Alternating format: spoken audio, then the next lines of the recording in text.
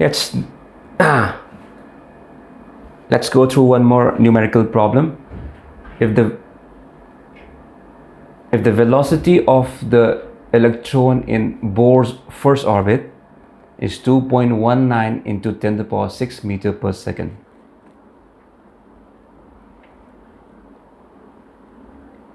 Calculate the de-Broglie wavelength associated with it.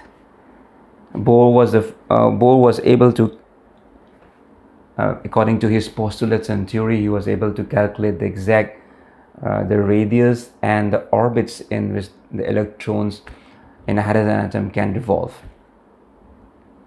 So in the first orbit, the velocity of the electron is given as 2.19 into 10 to the power 6 meter per second. This many meters per second. So that means it's revolving very fast. The velocity is very high. It's revolving. The electron is revolving very fast in the Bohr's first orbit of hydrogen atom. But what we are supposed to calculate is the wavelength associated with it. De Broglie, a French physicist in 1924, proposed that just like photons have both the characters of wave and particle, because of that the photoelectric effect, where we consider the electromagnetic radiations from a source is able to is considered as photon. If we calculate its energy as E equal to h nu, and that is able to strike at the metal and remove an electron, right? To eject an electron called photoelectron. So it has the wavelength. When E equal to h nu means it has a frequency, that means it's considered as a particle energy packets, and it has a frequency that means it has a wavelength, that means the light is considered as a particle as well as a wave. It has a dual character.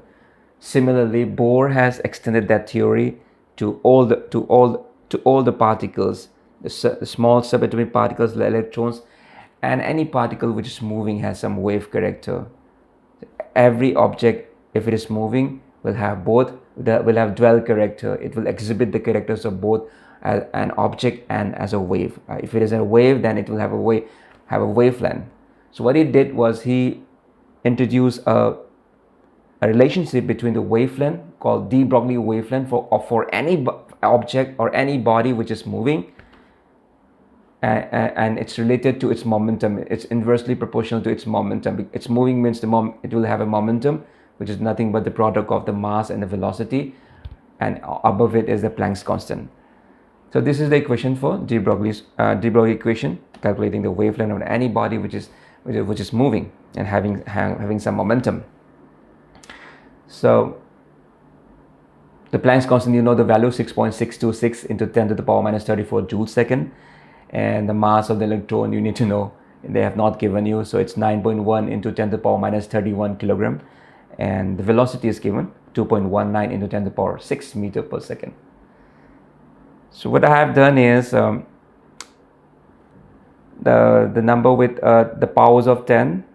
How I simplify is the 34 minus 10. 31 is 3, and this 10 to the power 6, when it goes above, it will be 10 to the power minus 6, so 10 to the power minus 9. So this is becomes 10 to the power minus 9. It will be meter, this wavelength, so this will be meter.